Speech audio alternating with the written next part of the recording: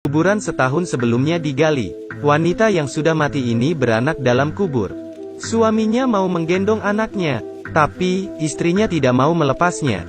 Pria ini tak bisa mengambil bayinya. Sambil menangis, ia bilang, "Istriku, terima kasih sudah melahirkannya. Aku akan menjaganya sampai dia besar. Beristirahatlah dengan tenang." Setelah itu, istrinya yang sudah mati baru melepaskan tangannya. Pria itu menggendong anaknya dengan sedih. Istrinya yang meninggal tahun lalu mengeluarkan air mata.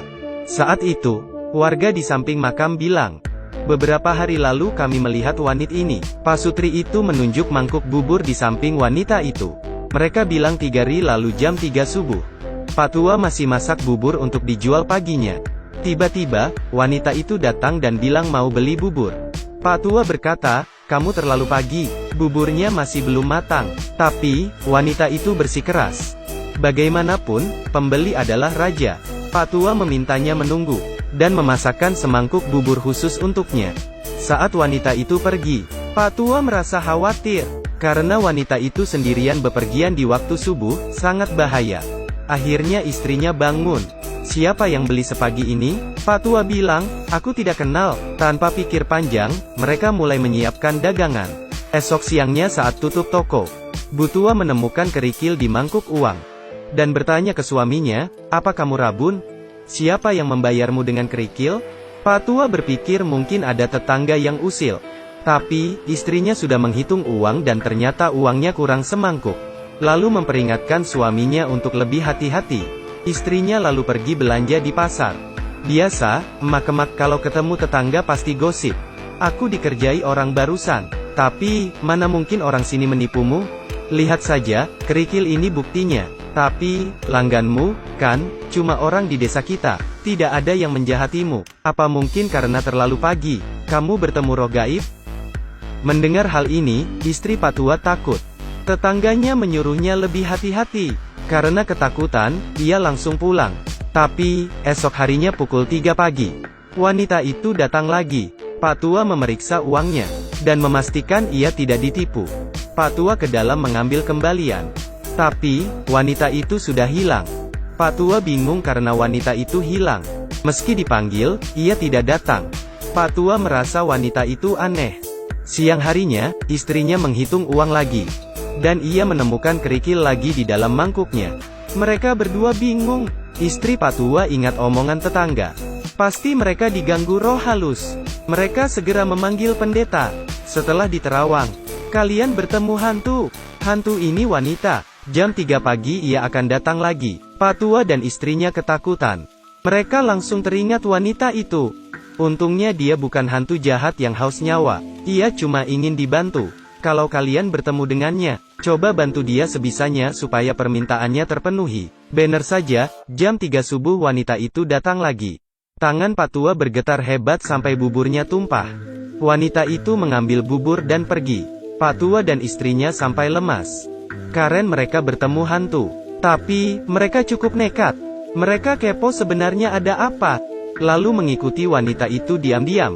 Wanita itu tahu ia diikuti dan berhenti berjalan. Lalu ia menuntun Pak Tua ke sebuah gundukan tanah, dan menghilang tiba-tiba. Pak Tua dan istrinya mengintip. Tiba-tiba, dari kuburan terdengar suara bayi menangis. Mereka kaget dan lari pontang-panting. Ada apa sebenarnya? Esoknya, mereka melapor ke kepala desa. Kades tentu saja tidak percaya, dan mengira mereka gila. Kalau ada bayi yang terkubur, pasti ia sudah mati sejak awal. Tapi, Pak Tua ngotot. Kalau ia mendengar suara tangisan bayi, penjaga bilang ia kenal dengan suami wanita itu. Setahun lalu wanita hamil itu dan suaminya pergi jalan-jalan. Wanita itu lelah dan mereka mencari tempat berteduh. Malamnya, sang istri kejang-kejang dan meninggal seketika. Suaminya lalu menguburkannya di sana. Kades menyuruh penjaga mencari suami wanita itu untuk bertanya apa yang terjadi. Penjaga menjelaskan hal itu ke Long, si suami. Long kaget bukan main, karena barusan kemarin malam ia mimpi melihat istri dan anaknya di pinggir kasur, dan menyuruhnya menjaga bayinya. Long tersentak dari tidurnya. Setelah mendengar cerita penjaga, Long sadar ada yang tidak beres. Ia segera pergi ke makam istrinya. dan menyuruh orang menggali makam. Lalu, terdengarlah suara tangisan bayi. Setahun lalu, istrinya tiba-tiba kecang dan meninggal. Long mengira bayinya mati bersama istrinya. Ternyata, setahun kemudian anaknya lahir dalam kubur. Long bersumpah akan merawat anaknya. Setelah ia mengira semua sudah selesai, malam harinya, saat Long menidurkan anaknya, istrinya muncul lagi. Ia mencium bayinya dan menyelimutinya.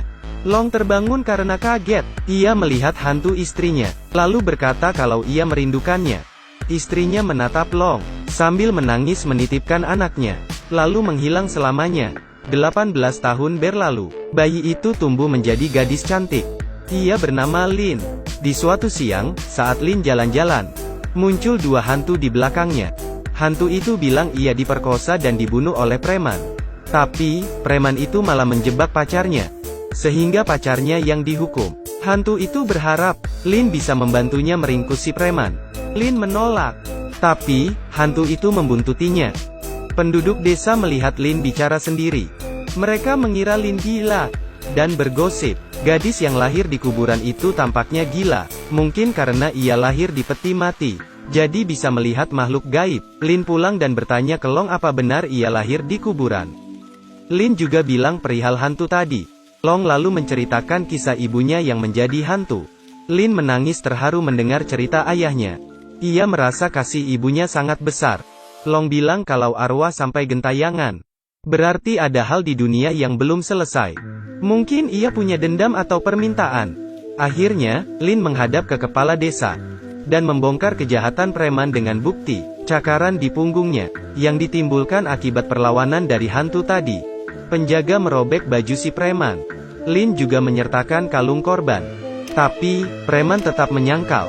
Gadis yang dibunuhnya tiba-tiba muncul di hadapannya. Preman itu ketakutan dan akhirnya mengakui perbuatannya. Ia langsung dipenjara.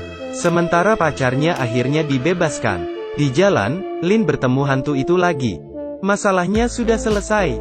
Kini hantu itu bisa bereinkarnasi. Hantu itu berubah menjadi burung dan terbang. Lin mengucapkan selamat tinggal. Tiba-tiba, muncul banyak hantu di belakang Lin. Lin langsung kabur dari sana. Sejak itu, Lin membantu permasalahan para hantu, dan mencari keadilan bagi mereka yang dijebak. Lin akhirnya menjadi orang pintar yang terkenal di desa.